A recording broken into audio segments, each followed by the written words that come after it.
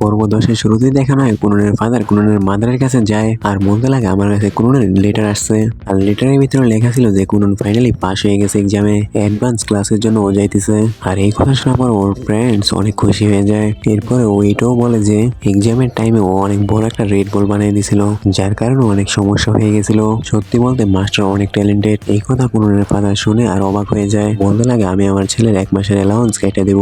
তখন কুননের ফাদারের এই চিঠি দেখে হাসতেছিল। তখন ওর ফ্রেন্ডরা বলতে লাগলো তুমি হাসতেছো কেন, তোমাকে 1 মাসের জন্য টাকা দিবে না, তুমি নিজের টাকা দিয়ে কিভাবে চলবে। তখন রিয়াজ বলতে লাগলো যখন আমাদের কাছে টাকা আছে তাহলে আমরা টাকা কামানোর কি প্রয়োজন। তখন প্রফেসর বলতে লাগলো দেখো রিয়াজ, এটা একটা অ্যাডভান্স ক্লাস, এখানে আমাদেরকে সেলফ ডিফেন্সের উপরে চলতে হবে, যার কারণে যদি তুমি টাকা না কামাইতে পারো তাহলে তুমি আগে বাড়তে পারবে না, আর এটা তোমাকে নিজে থেকেই করতে হবে। এরপরে অ্যাসিস্ট্যান্ট ওদেরকে একটা ল্যাব দেখায়। তখন সেন্ট্রিয়াস বলতে লাগলো এটারও কি টাকা দিতে হবে। তখন ও বলতে লাগলো না, এটার জন্য টাকা দিতে হবে না, কিন্তু বাকি সব কাজের জন্য তোমাকে টাকা দিতে হবে আর তোমাকে ক্রেডিটস কামাইতে হবে। ক্রেডিটস না কামাইলে তুমি লেভেল 2 তে যেতে পারবে না, লেভেল 1 এ আটকে যাবে। তখন প্রফেসর বলতে লাগলো ক্রেডিটস হলো অ্যাচিভমেন্ট, যদি তুমি অ্যাচিভমেন্ট কামাইতে পারো তাহলে তোমার ধীরে ধীরে লেভেল আপ হবে। তখন কুনন বলতে লাগলো যে আমার মাস্টার আমাকে পার্ট টাইম জবের জন্য কিছু টাকা দিচ্ছিল। এই কথা শোনার পরে অ্যাসিস্ট্যান্টের মাথা গরম হয়ে যায়। অন্যদিকে কুনন বলতে লাগলো যে ও ম্যাজিক্যাল ইঞ্জিনিয়ারের জব নিছিল, আর সত্যি বলতে এটা অনেক ভালো জব ছিল আর আমিও ওনার মতো হব। আর ওর দোস্তরা বলতে লাগলো যে তুমি তো ফিউচার নিয়ে অনেক সিরিয়াস। এরপরে দেখানো হয় কুনন সেন্টের সাথে আবারও মাস্তি মজাক করা শুরু করে দিছে। এরপরে সিনে দেখানো হয় রিকোকে, যে বলতেছে মাস্টার কুনন ডিনার রেডি হয়েছে, আপনি এসে খায় নেন। কুনন এক জায়গায় শান্তি মতো শুয়ে রয়েছিল।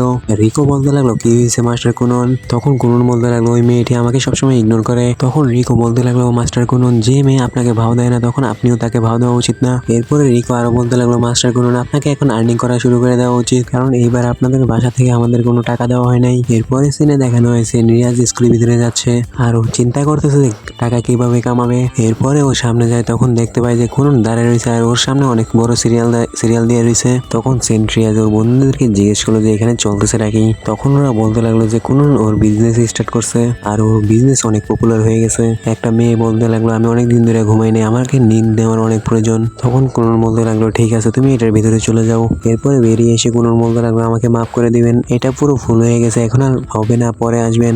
এটা দেখার পর বাকি সব স্টুডেন্টরা অবাক হয়ে যায়। প্রফেসরেরও এটা দেখে অবাক হয়ে যায় যে কুনন এত বড় ভিড় কিভাবে ডাকলো। তখন একটা মেয়ে এসে বলতে লাগলো আমাকে ঘুমের অনেক প্রয়োজন। তখন কুনন বলতে লাগলো আপনি 30 মিনিট ওয়েট করেন, তারপরে আপনার সিট এসে পড়বে। এরপরে দেখানো হয় কুননের স্লিপিং সেন্টার, যেখানে কুনন টাকা নিয়ে সবাইকে ঘুমাতে দেয়। তখন ও বলতে লাগলো এটার জন্য আমার মাস্টার আমাকে অনেক কমপ্লিমেন্ট দিছে, কারণ অনেক মানুষ রিসার্চের কারণে অনেকদিন পর্যন্ত ঘুমাইতে পারে না, তাদের জন্য এটা সবচাইতে ভালো। কুনন বলতে লাগলো আমার মাস্টার অনেকদিন পর্যন্ত রিসার্চ করার কারণে ঘুমাইতে পারতো না, তখন আমি ওনাকে এইভাবে সাহায্য করতাম। তখন প্রফেসর বলতে লাগলো তোমার কিছু বলা লাগবে না, তোমার স্পেস ল্যাব গ্র্যান্টেড। ও আরো বলতে লাগলো আমাকেও একটা শোয়ার জন্য ব্যবস্থা করে দাও। যারা যারা 1 ঘন্টার জন্য স্লিপিং চেম্বারের ভিতরে গেছে ওরা সবাই নিজেদেরকে অনেক রিফ্রেশ মনে করতেছে আর বলতে লাগলো এত ভালো ঘুম আমার আগে কখনো আসেনি। কুননের বিজনেস অনেক বড় হয়ে যায়। এরপর একটা মেয়ে আসে, ও বলতে লাগলো আমাকে 1 ঘন্টার জন্য স্লিপিং চেম্বারে জায়গা দাও। আমাদেরকে দেখানো ওই মেয়েটি একটু অন্যভাবে হাসতেছে। ওর পিছে আরো একটা মেয়ে আসে, ও বলতে লাগলো কুনন গুরিয়ন। ওর পরে আরেকটা মেয়ে আসে যে বলতে লাগলো এই জিউলের স্টুডেন্ট। এরপরে সিনে আমাদেরকে দেখানো হয় সেন্ট্রিয়াসকে, যে খাবারের জন্য শুধু ব্রেড খাইতেছে টাকার অভাবে। তখন দোনো মেয়ের ওকে সাজেশন দিল যে আপনি প্রফেসরের সাথে কথা বলুন। তখন ও বলতে লাগলো আমি প্রফেসরের সাথে কথা বলছি, ও বলছে কুননের সাথে কথা বলতে। তখন ওরা বলতে লাগলো ওই কুনন যে আপনাকে ডিস্টার্ব করে, কেননা আপনি অন্যদের সাথে কথা বলুন। ও বলতে লাগলো যে বাকি সবাই বলছে যে কুননের কাছ থেকে অ্যাডভাইস নিতে, কুনন এই সম্বন্ধে অনেক ভালো জানে। এরপরের দিন সেন্ট্রিয়াস কুননের কাছে যায় আর বলতে লাগলো আমি তোমার কাছে একটা কথা জিজ্ঞেস করতে আসছি। কুনন বলতে লাগলো আপনি বলেন, আমি শুনতেছি। ও বলতেই যাবে তখন কুনন বলতে লাগলো আগে প্রফেসর সেলফিকে এখানে ডাইকা আনেন। এরপরে সেলফি ওখানে আসে, তারপরে কুনন ওইখানে সব কথা শোনে আর বলতে লাগে আপনি আপনার হিলিং ম্যাজিক দিয়ে কেন টাকা কামান না। সেন্ট্রিয়াস বলতে লাগলো আমি এটা করতে পারবো না, কারণ এখানে এটা বাধা আছে। তখন কুনন বলতে লাগলো তুমি তোমার পিউরিফিকেশন ম্যাজিক প্রোডাক্টসের উপর তো করতে পারবে তাই না। সেন্ট্রিয়াস বললো হ্যাঁ। কুনন ওকে অফার দেয় আমি অনেকগুলো প্রোডাক্ট বানাবো যেটার ভিতরে তোমাকে পিউরিফিকেশন ম্যাজিক করতে হবে। এরপরে ও এটা নিয়ে ওর সাথে ডিল করে। এরপরে সিনে প্রফেসরকে দেখানো হয় যে বলতেছে কুনন তুমি সঠিক সময় আসছো, যখন থেকে আমি তোমার স্লিপিং বেড ইউজ করতেছি তারপর থেকে আমার স্কিন আরো গ্লো করতেছে। এরপরে ও সেন্টকে দেখে বলতে লাগলো তুমি ওই সেন্ট তাই না যার অনেক নাম শুনছি। তখন সেন্ট্রিয়াস বলতে লাগলো আমার নাম সেন্ট্রিয়াস। তখন প্রফেসর কুননকে ওইটা দিয়ে যায় যেটার জন্য কুনন এখানে আসছে, যেখানে একটা বক্সের ভিতরে কয়েকটা সিট ছিল। কুনন বলতে লাগলো আমি এটা এখানে প্ল্যান করব।